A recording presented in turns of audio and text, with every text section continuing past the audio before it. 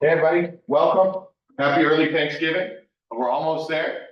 My name is Nathaniel. Welcome to setting goals and managing time wisely. Thank you for those few of you that are in here. Thank you those few of you that are online as well. We're going to spend the next hour and a half today, kind of talking about goal setting stuff. Hopefully it'll be somewhat useful to y'all, and there can be tips that you could take into, like, I don't know, we've got to be finals. Maybe you can use some of it then. Next slide, please. This is the final workshop of the year. So other than that, this is a mental health lecture, I guess. This is the least mental healthy of our topics, I suppose. This is more academic and success kind of topics, but please be respectful of everybody here. We're going to do some small group breakouts every once in a while. Don't be mean or rude to one another. Please ask me any questions. Like I said, since this is a smaller workshop today, especially those in here, but also online, I'm going to have a lot of time to answer whatever questions y'all want to ask. There are no dumb questions. We all come in here with a different level of pre-exposure to this knowledge. So ask me any kinds of questions that you want. If you need to take a break, please do. Restrooms are right out here for those of us that are in person. They're just out those doors. Next slide, please. So I want to get us started off today. Just get to know each other a little bit. We can maybe get into groups of 3 or 4 or whatever. We're going to open up some groups online for you as well. I'd love for you to just introduce yourselves to each other, get to know each other a little bit. We're going to be spending the next hour together. And then I want us to talk about, like, what are some of the biggest time management challenges that you've experienced as an AP student? Maybe you're a senior here, maybe you've had a lot of these different challenges. Maybe you're a first year, maybe not so much yet, but they're coming for you, I promise. So I want to suggest, if you could go to the next slide for me, please, Jocelyn, that the biggest challenge with time management, is oftentimes people are trying to time manage in such a way that, they just want to get more things done than they can reasonably do, right? And when I say reasonably do, I don't mean oh, I have 24 hours in a day. If I only sleep 2 hours, I can do 22 hours of work today, right? No, you can't do that, right? But sometimes we wish that were the case, right? And maybe it's not that extreme, but maybe you're having to put in 16-hour days back to back, right? Or I'm gonna it's finals week, I'm gonna pull a couple all-nighters or something like that, right? In the end, that stuff usually just doesn't work out, and it's because we need rest. Our body needs to be balanced in order to actually succeed at anything, right? We can even look at some scriptural inspirations here, the whole idea of the Sabbath day, right? Some of us are in here are Christians. If you're not, that's cool too. But I think that in lots of different traditions, there's idea of the blessed need for rest, right? And so that actually ties in really well with some research from Dr. Dan Siegel. If you could give me the next slide, please. Oh, sorry, I had one more slide before I go into the Dan Siegel stuff. Myths and facts, basically. I already kind of covered this. You can't do more than you just have time for, right? And in fact, if you don't acknowledge the limits that you have, if you try and plan as though you don't have limits, you're just going to crash and burn, and then you're going to be less successful than if you had already set those limits and already tried to factor them into your plan to manage your time, right? And so time management means basically prioritizing a balance of all of these different kinds of things that you're going to need to make yourself keep going. And that will keep you doing the work that you need to do most effectively, even though it's sort of counterintuitive. You think to do the work most effectively, you just need to do the work. Yeah, you do need to do that, but you need to balance all the different types of time that your body needs to continue functioning at its optimal. So next slide, please. Now I'm on to the Dr. Dan Siegel stuff that I thought I was on before. I forgot my own order of my slides, but hopefully everybody got the handouts. I got you one with the big circle on the front of it. Jocelyn will send the handouts to the chat now. This is the Healthy Mind Planner handout. So Dr. Dan Siegel, he's a neuropsychologist guy. He's done a lot of studies on this kind of stuff. And he's come up with this idea of the Healthy Mind Planner, right? All of us are familiar with nutrition concepts and balancing your carbs and your proteins and whatever, and macros, blah, blah, blah, all this kind of stuff, right? So his whole idea is similar, but he's talking about the things that you need to do to healthily balance your time so that you'll perform optimally for like the optimal neurocognitive like development, right? And so there are 7 things that he drew out a list of, and they're on the handouts here and on the screen, right? The things that you need are focus time. Focus time is doing stuff, right? That's the kind of time management we're often thinking about. Focus time is different from playtime, obviously. Playtime is when we're doing something that's enjoyable for us, when we're trying to have fun, right? Connecting time is another important one. Connecting time is all about being social with each other, right? And it doesn't have to be any particular thing, like any particular type of social life. You can all have different social lives and different interests that you have. I'm sure you all are different, but we are meant to be in community. We're meant to be connected. So some amount of connecting with one another, right, is important for that healthy mind development. That's going to keep you functioning your best. Physical time, right, is anything that you need in terms of like working out. Like hopefully some of you are hitting the gym as much as possible, but maybe you're not doing that. Any kind of physical activity. So just moving your body in some way, shape, or form. Physical time also like where we typically put in stuff like eating and drinking, right? You need to keep a regular schedule, stay hydrated, right? Keep your energy levels up. This can be more challenging than it really ought to be in college because like I know all of you have really weird schedules, right? Because your classes happen at random times. So you're always trying to pick up shifts at work that fit around your class schedule. So now all of a sudden you have this really weird day where you have like a 12-hour stretch of when you get to eat, right? Like, so these things can be a lot more challenging than you think they would be just to say, hey, drink water and eat food, right? It can be a challenge. The next 2, time in and downtime, they're kind of similar to one another. Like they're kind of like the mirror image of one another. Time in is when you're basically like really thinking deep thoughts about something, right? Like hopefully when you decided to go to college, right? You thought long and hard about, do I actually want to go to college? Do I not want to go to college? Where do I want to go to college? Maybe you didn't, but maybe you thought about that in some other spaces, right? Like what do I want to major in? Or maybe what do I want to do with this relationship that I'm in? Or what are my career goals in my life, right? These deep, like important thoughts that we make important choices about our lives with, right? But that's different than downtime. Downtime is sort of the time when you're not doing anything, just like you're not doing anything when you're thinking deep thoughts, you're just sitting there in a chair, right? But instead of thinking deep thoughts, downtime is more like sitting there and thinking nothing at all, right? Giving your brain kind of a break. Sometimes it'll look like, scrolling on a social media app or something like that, right? They have these addicting endless crawls, on your TikTok or whatever, right? Like that's just wasted time, right? And a lot of times when we talk about time management, that's the thing we hate the most. We hate wasting time. But that's not actually wasted time. As long as you're doing it the appropriate amount, right? We do need some of that time to let our brains just take a break, right? And so if we can get all 7 of these things like in a proper and healthy balance, we're going to do better at all of them. And we're also going to feel better emotionally and physically, right? So that's obviously something I care about as a counselor, right? But that's sort of an ancillary benefit, right? You're also just going to be better at working and be better at getting stuff done if you do these kinds of things, right? So the issue with this is that it's typically hard to keep stuff in balance, right? It's hard, like if you've ever tried to go on a diet before, right? It's hard to stick to that, right? Or if you ever tried to set yourself up any kind of regimen, right? We're getting to the end of the year here. Maybe everybody's going to start their New Year's resolutions. I'm going to hit the gym every day, right? You don't always keep up with that. You don't always do the thing that's most healthy to you, right? That makes sense. It's okay. That's part of being human. None of us ever does the thing that's most healthy for ourselves the most often, right? And that's especially true when we get under stress, right? When we get stressed out, we let our healthy habits slide and we start falling into some of the more unhealthy habits, right? And so that can affect this time balance, right? Let me give you an example.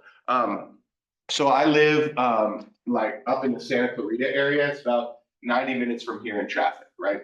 And so every morning I get up early, because I got to take a shower, then I got to get my kids ready for school, or ready to go to daycare, wherever they're going that day, right? Then I got to get in the car, I got to drive here. It's going to take me an hour and a half to get in. I get in my office, open it up, I see clients, I do lectures like this, whatever, get all the way to 5 o'clock. Then I got to drive home. I get home just in time for like dinner, have dinner, clean up dinner, put the kids to bed. Now it's like 8 o'clock. And like, this is the first time since 5 o'clock that morning, I didn't have anything to do. Right. And at that point, right, I'm exhausted. I'm tired from the day. And what I really should do is like go to sleep, because that's what my body needs at that point. Right.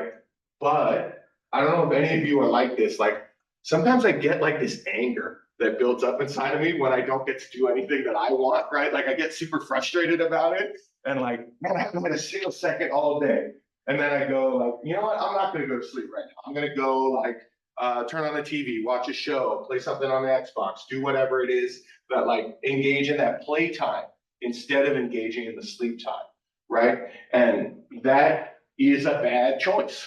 Obviously, right? That's a emotionally motivated choice, a stress-filled choice, right? I choose to do that, and then it's worse the next day because I have no sleep.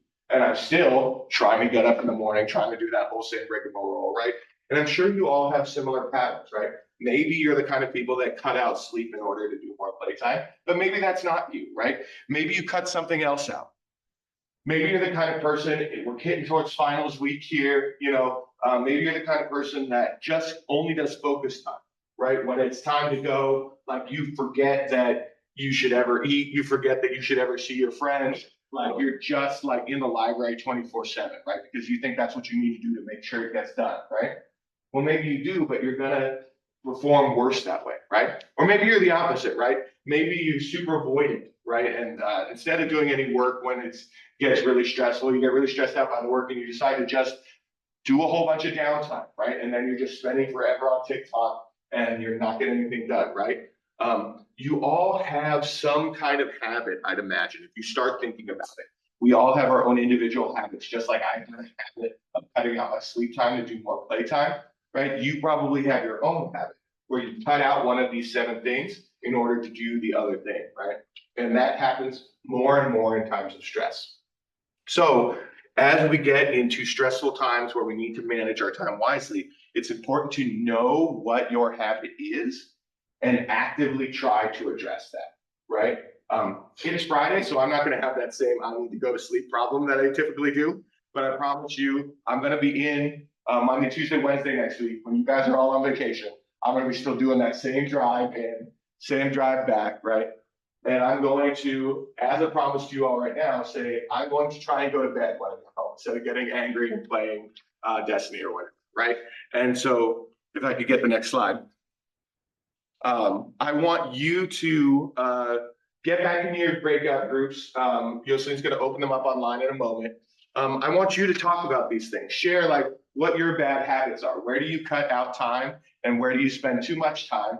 And then think about ways that you could solve that for yourself, right? Especially these last few weeks of the semester, what would be a good way that you could address those bad habits that you have in terms of spending your time? So if we can take this Thanksgiving break, collect ourselves as much as possible, and then push through those last 2 weeks of the semester, trying to focus on making sure you still get time to eat, making sure you still get time to do some physical activity, even if it's just going for a walk or something, or doing a workout in your home gym or something like that, right?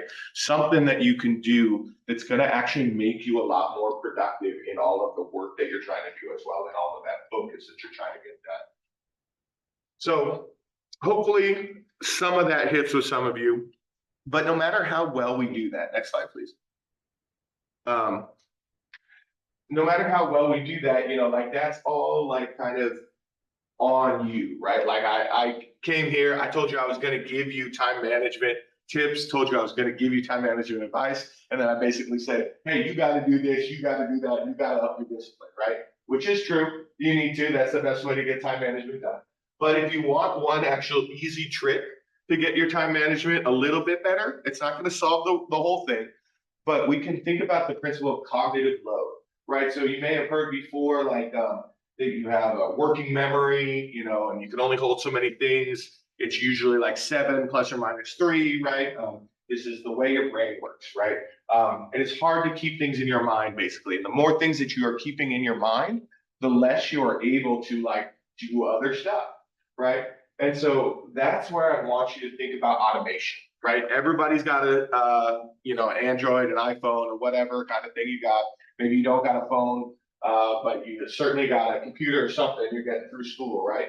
How can you automate your life to take these things off of your mind, right? For instance, some of you right now probably are thinking about your plans for tonight, right?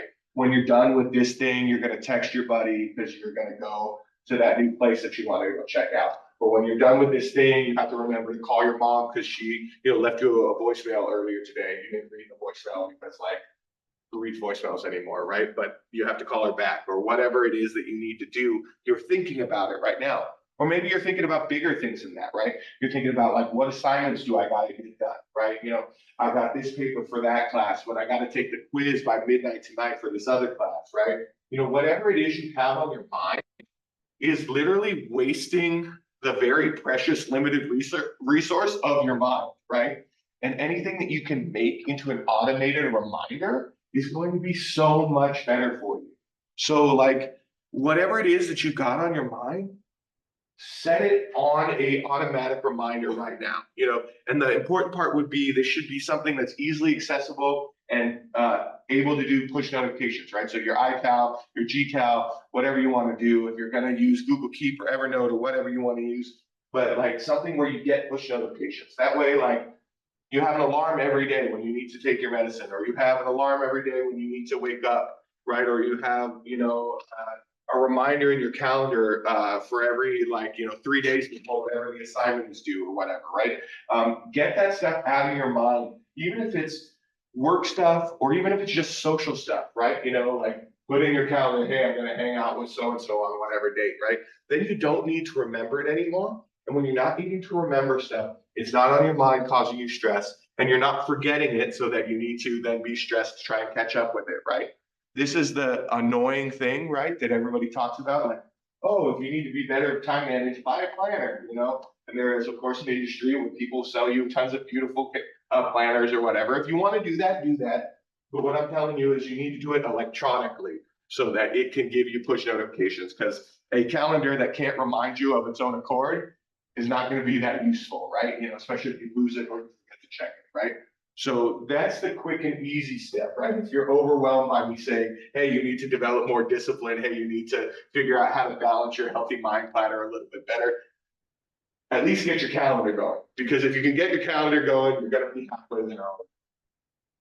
Next slide, please. So the next thing that I want to kind of talk about is a little bit more value centric.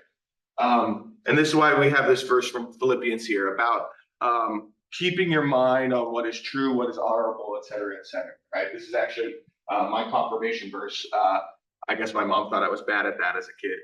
But like, this is something that you want to think about is what you want out of life, what you want your focus to be on, right? Next slide, please. Because when we're thinking about all this stuff, when we talk about healthy mind plattering, getting your discipline right so that your time is all balanced out, you can put your best foot forward, that's great. When we got your calendar all set up so that you're not forgetting things, so that you're not stressed out about stuff, that's great, right?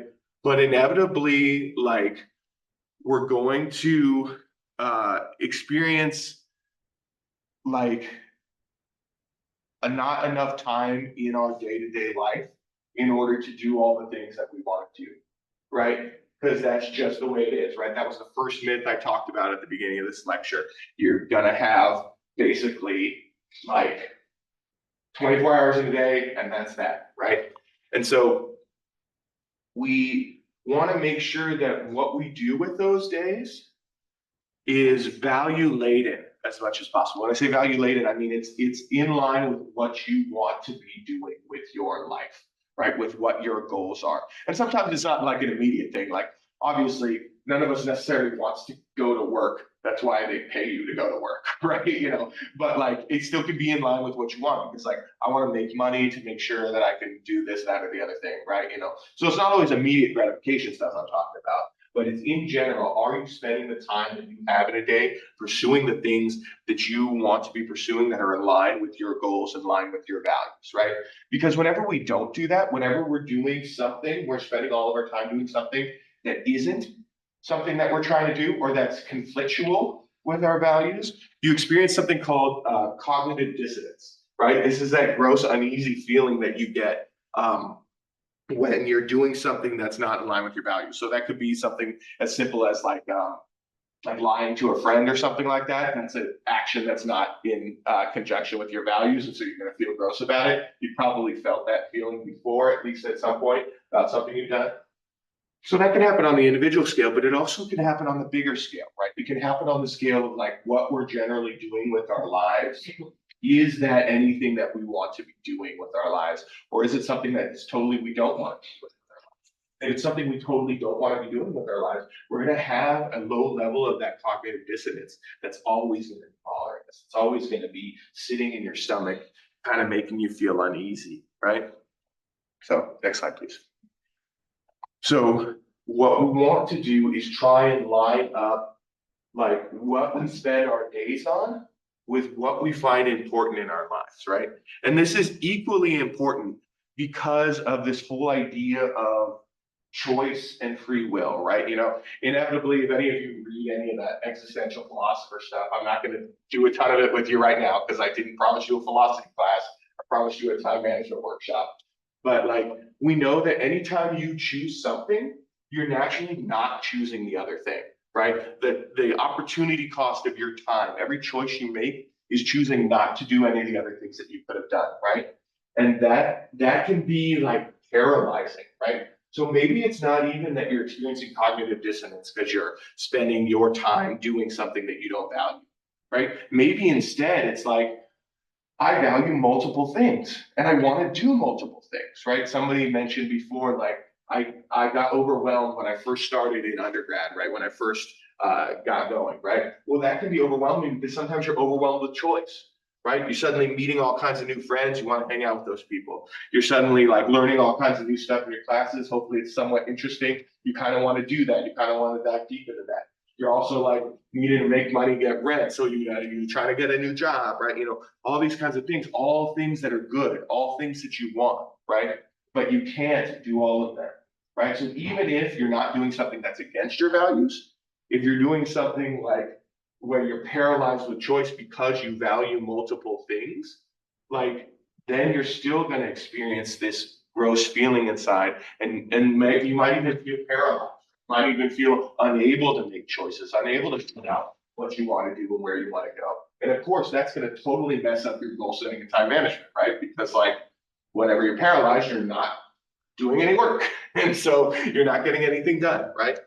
And so that's like the biggest piece in terms of the limited amount of time we have, the limited amount of choices we have. Not to get too philosophical with it, but like we need to find a way to prioritize in our lives, not just prioritize the good things over the bad things, but even prioritize which good things we personally value over which other good things that are still important to us, but less important than our number one things, right? And if we can do that, like all research shows that like if your strivings are in line with your like transcendent values, you're going to be much better off, right? So next slide, please. That's where we have things like work-life values card six. This is the second handout I gave you. So the work-life values one, Yoselin's going to drop in the chat pretty long. They're called card sorts because sometimes these are written on cards and like you like pick the cards and discard the other cards. I didn't do them on cards for you. I just did them on a sheet of paper for you. Sorry. But like the idea behind this is I've got a whole bunch of work-life value stuff here, right? Now there's a lot more to life than work, right? But I just decided that we're all generally talking about academics. Academics generally leads into career. I thought this one would be a good example. We got a list of a bunch of things that are important. Artistic creativity. That's awesome. I'd love to have a job where I could be artistically creative. But I also want a job where I can be supervisory over people and have power and control, right? But maybe I also want an adventurous job, but I also want a job where I can earn a lot of money, right? You know, all of these things on here, these are all good things, right? That's sort of the point, is that none of these things are bad things. But each and every one of us, I bet, is going to value these things in a different way, right? I like that we're already seeing like stability and creative expression, right? You know, like both almost opposites, right? So then we got people in here endorsing things that are all good, but that are representations of our own individual personalities, right? And that's what I think is the most important. And I'm glad that we're able to see that, right? And I'm hopefully glad that some of you are able to see some of these things as you look at it, right? And it doesn't just matter in work-life stuff, right? Like this is important, and this is hopefully going to lead you to pick your major, pick your career, et cetera, et cetera. Pick the sub-discipline of your career if you've already figured out I'm going to do, you know, engineering, or I'm going to do nursing, or I'm going to do whatever. What sub-discipline within that are you going to work at? You know, that's one of the things about being a licensed psychologist, right? I can work anywhere. I choose to work in universities because I like university work. It fits with the kind of things that I'm particularly looking for. And so that's always going to matter. But I hope you can also think about that with other things in your life, right? How do your job priorities interact with your family priorities? How they interact with your social priorities? How they interact with your, you know, like religious priorities, right? All of the different things that you have going on in your life, you know, hopefully they all can sort of line up in those spaces, right? And we can figure out how we need to contribute our energy, our effort, our time management to those different portions of our lives in order to live the most full and complete life that we're able to live, right? Because depending on, I suppose, depending on your religious persuasion, but like you only live once, right? You know, and so maximizing our accordance with our values is what's going to lead us to the most fulfillment, especially late life. You know, a lot of those times looking back on all of it, you know, et cetera, kind of things. There's a lot of research in gerontology that speaks to that kind of thing. So next slide, please. So the very last thing that I want to talk about today, before I do a little bit of a plug for the Counseling Center, do the outro, is SMART goals, right? So these things that I've been talking about have been pretty big, right? I talked about the healthy mind platter stuff and balancing your disciplines a little bit, right? And then I came at you with also put stuff in your calendar, right? And then I told you, hey, you got to set goals that are in line with your values. You got to think deeply on where you want to be in life, right? Well, now let me hit you with the practical of that. Practical of that is what are called SMART goals, right? Hopefully you've heard of SMART goals before, but if you haven't, it's a good way of checking in with yourself and make sure you're making the progress towards what you want to make, right? Because if you just kind of set a goal and say, hey, you know, like this year I'm going to do better in school. Well, like, what does that mean? How does that stand for anything, right? You need to define it a little bit more. What do you want to do more? Maybe how are we going to measure it? Oh, I'm going to measure it by like my grade point average or something. Oh, I'm going to want to make it. I'm not going to say I'm going to go from like a 2.0 to a 4.0. Like that's just not going to happen, right? But maybe I could go from like a 2 to a 2.5 or like a 2 to a 3 or something like that, right?